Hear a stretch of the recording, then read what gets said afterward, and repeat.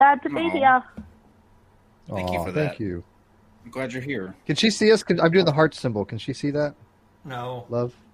Oh, no, she can't see she's us. on Okay, a we're doing phone, the heart Steve. symbol. Which, by the way, this took me Trying to massive answer. amount of weeks to perfect. By And the way, You can see it later. I approached Katie. Because I know she covers the hard stuff. So, I do. yeah, that's why I went to Katie, and she does a wonderful job of it too. So, She Thank does. you.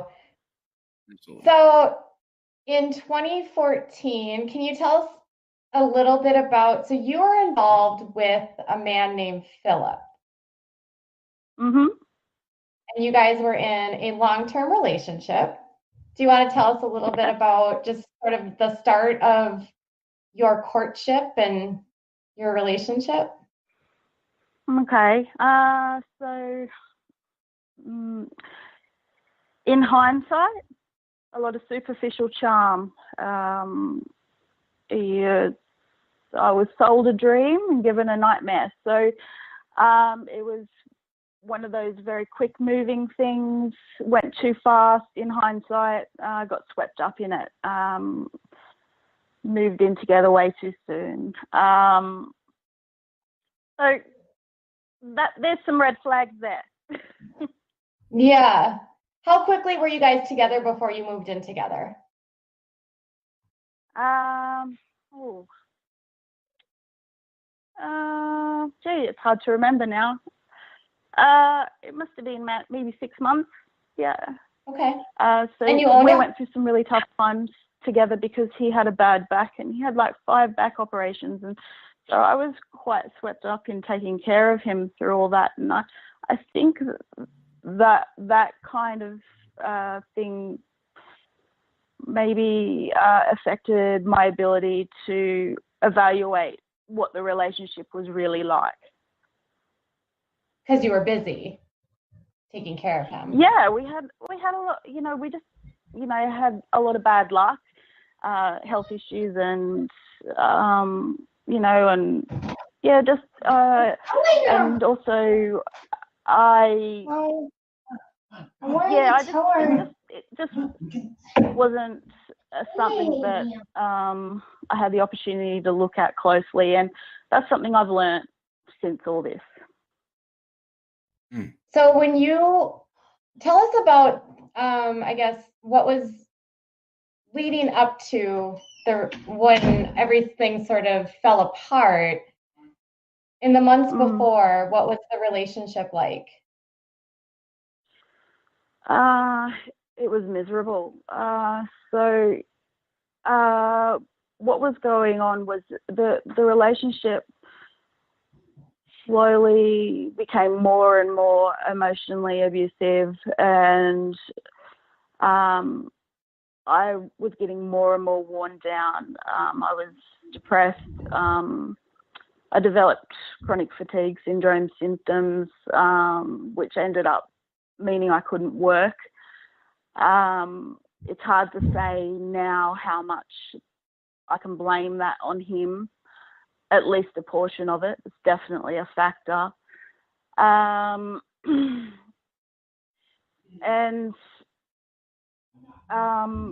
he basically, when I talk about the emotional abuse, I'm talking about, it's a bit difficult to get into because it's also, a lot of it I don't remember, to be honest. And so Sure. a lot of it comes, used to come back in bits and pieces, and then I forget. So it's a lot about breaking my spirit in a very subtle way. So it's a little bit hard to describe in words. We can talk about, like, some people might have heard of gaslighting. I was shut down if I tried to raise any issues in the relationship. Sure. And there was that cycle of abuse that people might be familiar with in physically abusive relationships, where it would be going really good. He'd do all the right things, and then you have that period of it getting uncomfortable and unpleasant and walking on eggshells again, and then it getting really horrible, and then that cycle of abuse where it keeps continually going round and round in circles, where there's the sorry and then the so. I think I would explain. I can explain right now. No, some people who. No. I think Sorry? you've done a great job. No, you've done a great job. I think, anyone that's in an abusive situation knows that there are ebbs and flows, and you go through a honeymoon period after a fight, and things settle down and it gets better. And then things start to sort of go on a decline, and then they escalate, and then you have your blow up again, and then it's back to the honeymoon period. And it's just a roller coaster. Yeah, that's what I was trying to say, and I took a long time to explain it. So yeah, it's okay. I think I told you. Sorry. No, I think I told you I was in a similar situation. Sorry, what did you say? Oh, I said I was in a similar situation. So I think I told you that when you reached out to me. So so in a lot of the stuff that you had shared with me in the different documents and the videos, it sounds like in the sort of the days leading up to when you made the discovery, what was it that made you feel like you needed to, I guess, do some sleuthing on what he was up to? So it became really clear that he was having an affair. And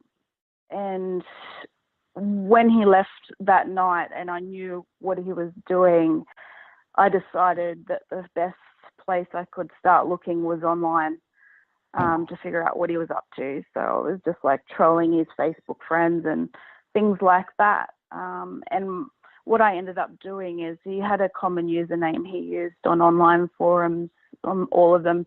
So I just whacked that into Google. And, the first couple of pages were all normal. It was just his presence online. Then I think it was the third or fourth page of the Google results. That's what led me to what I found. Okay.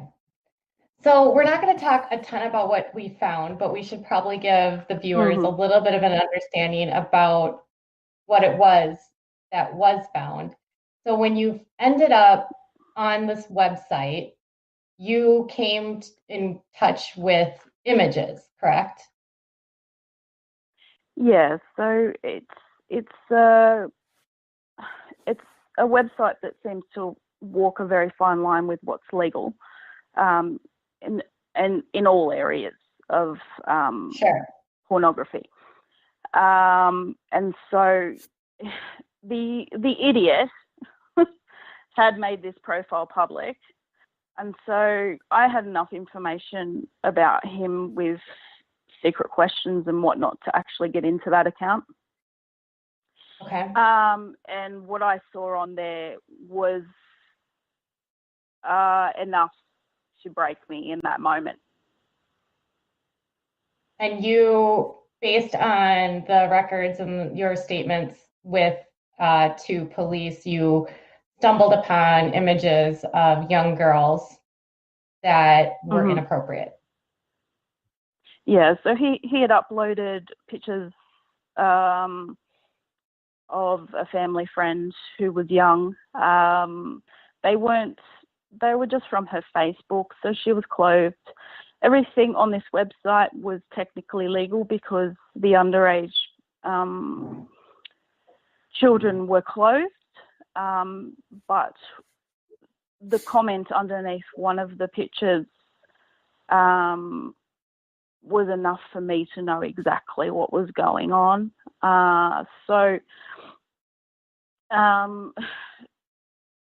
That moment, wow. I can't even describe what I felt in that moment when I read that comment. Sure. And I was screaming and crying and on the floor. I know I heard my neighbours shut their window because they must have been able to hear me. He wasn't home either, so I was alone. I have no idea how long I was, distraught like that for. I have no idea. A lot of that's fuzzy, exactly what happened. I know that the next thing I did was call a friend. So that's what happened with that part of it. Let me ask you a question here. When you found that, what was sort of your mindset in terms of how long did it take before you were able to wrap your mind around like the totality of the situation and what you were going to do? Like what the next step from this is?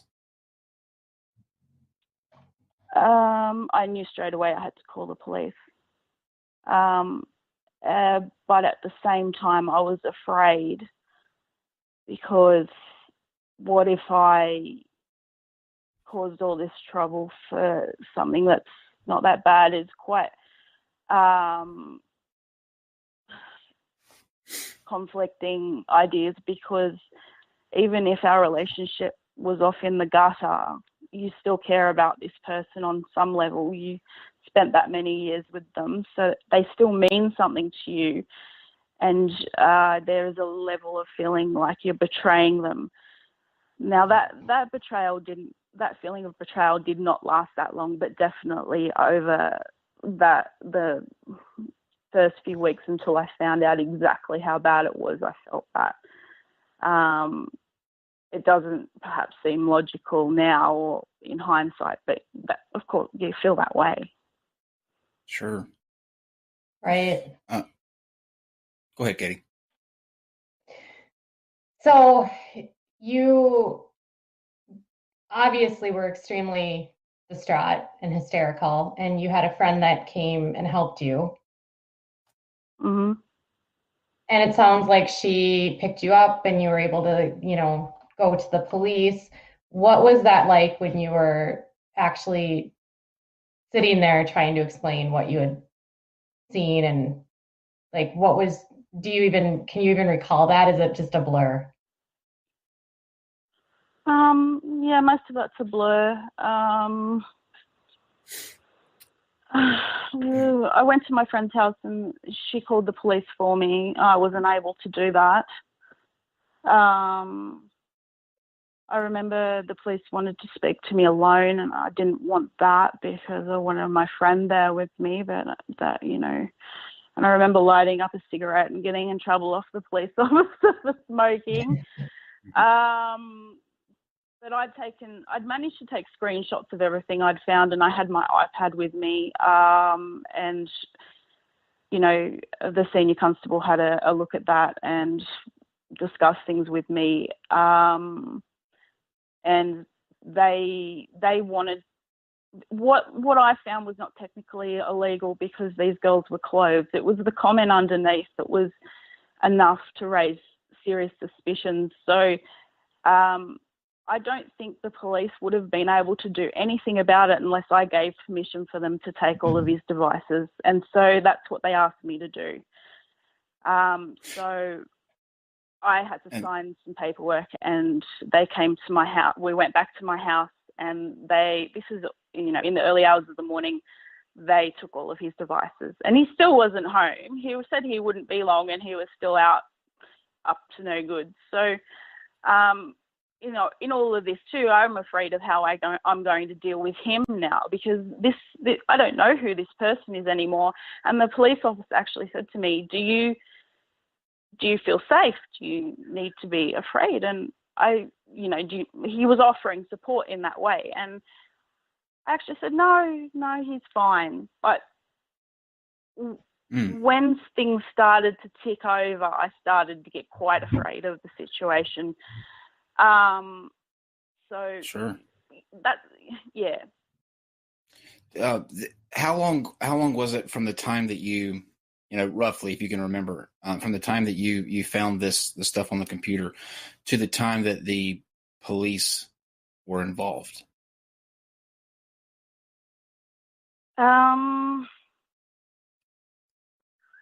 Would have not been more than 3 or 4 hours. Wow. Okay. So when I got in the car, I already knew I needed to call the police. But when I got in the car with my friend, she said, "You know, you have to call the police," and I said, "I."